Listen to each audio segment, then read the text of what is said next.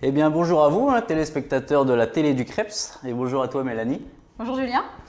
Comment ça va? Bah bien, bien, bien. Donc, nous sommes réunis ici en fait pour parler de l'intervention que nous avons eue ce matin, donc concernant les inégalités hommes-femmes, Ouais. notamment dans la vie quotidienne.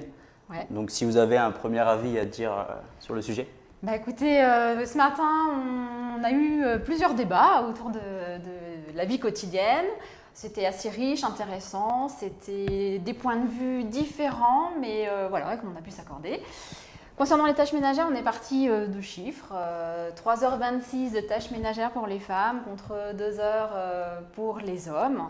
Donc là, effectivement, tout le monde n'était pas forcément d'accord, mais on a bien discuté du coup autour des statuts de chacun, de là où on en est dans notre vie, etc.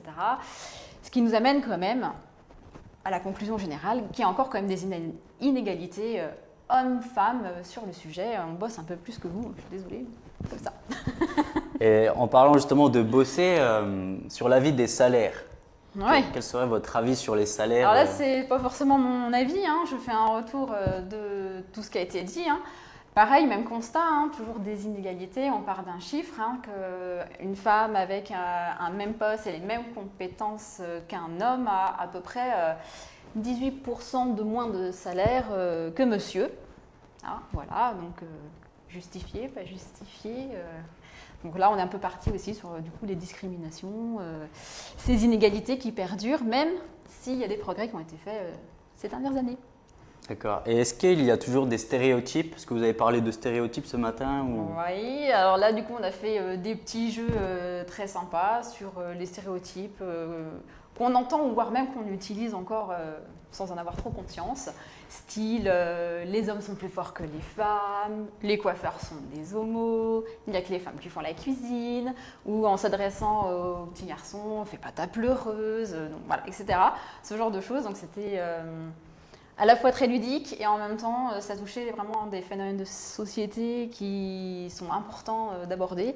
Et du coup, on a bien débattu et on a bien échangé sur le sujet. Et du coup, ça nous amène à réfléchir aussi sur ce que nous, on véhicule. D'accord. Et est-ce que vous avez parlé un peu, parce que ça c'est un peu en rapport avec l'éducation, est-ce que l'éducation joue un rôle assez important? Ben oui, là aussi, encore une fois, hein, on a noté des différences, qu'elles soient volontaires ou pas, dans l'éducation quand on a une petite fille ou un petit garçon. Ben, il y a des différences hein, induites dès la naissance. Même sans le faire exprès, effectivement, on a conclu qu'on n'aborde pas l'éducation d'une petite fille comme on aborderait celle d'un garçon. Et du coup, nos façons de se comporter sont différentes en fonction du sexe de l'enfant. Donc, quel serait ton avis global sur le sujet? Bah, du coup, pour ma part, on peut conclure que dans la société actuelle, il y a quand même des évolutions. On fait des efforts pour aller vers la parité, mais que pour autant, il y a toujours des inégalités qui persistent et qu'il y a encore un petit peu de boulot pour arriver à une parité vraiment juste et équitable. Merci Mélanie. Merci Julien. À vous les studios. Et donc nous recevons Thomas. Salut, Ça va? chanté. Ouais, ça va bien.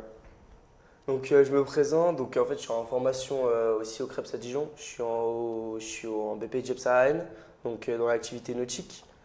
Donc voilà. Ok. Donc juste avant, en fait, on a parlé avec Mélanie donc sur les sujets qui traitaient les inégalités hommes-femmes dans la vie quotidienne. Et donc là, j'aimerais te poser la question, pareil, mais dans le sport. Donc si tu aurais un premier avis à nous donner.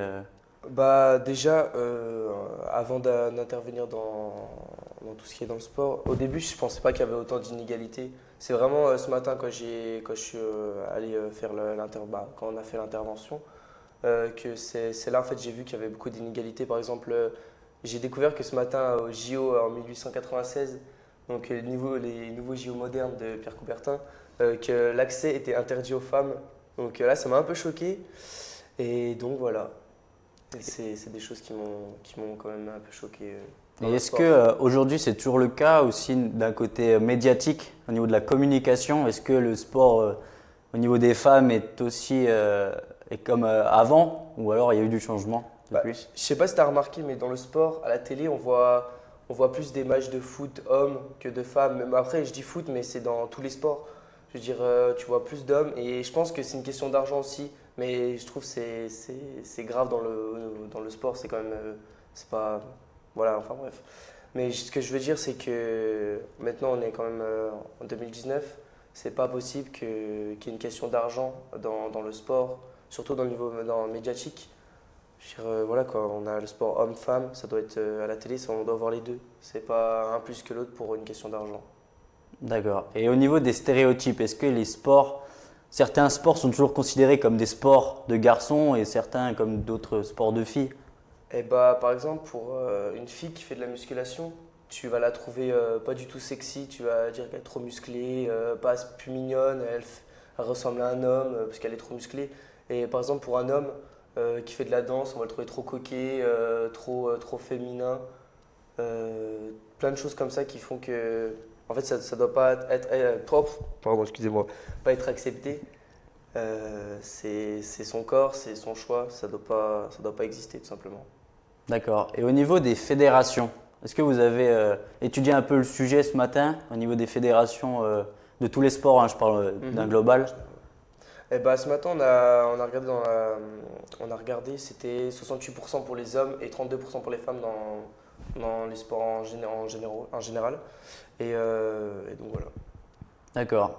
Et d'un point de vue éducateur sportif, donc vous en tant que futur éducateur sportif, est-ce que vous voyez faire de la prévention au niveau des jeunes, de votre public, vis-à-vis de ce sujet-là? Bien sûr, pour essayer de toucher directement les plus jeunes et de vraiment toucher un public jeune et que voilà, au fil des années, ça commence à devenir moins comment dire, mais que voilà, qu'on fasse moins d'inégalité entre les hommes et Ouais. les femmes. Rendre une égalité parfaite? C'est pas parfait, Ça je sera pense jamais pas parfait, que mais ça sera parfait un jour, mais on que sera ça plus là, soit, quoi. voilà, qui est moins, que ce soit moins Du progrès. Voilà, qu'il y ait du progrès. Merci Thomas. Ouais. À vous les studios, hein.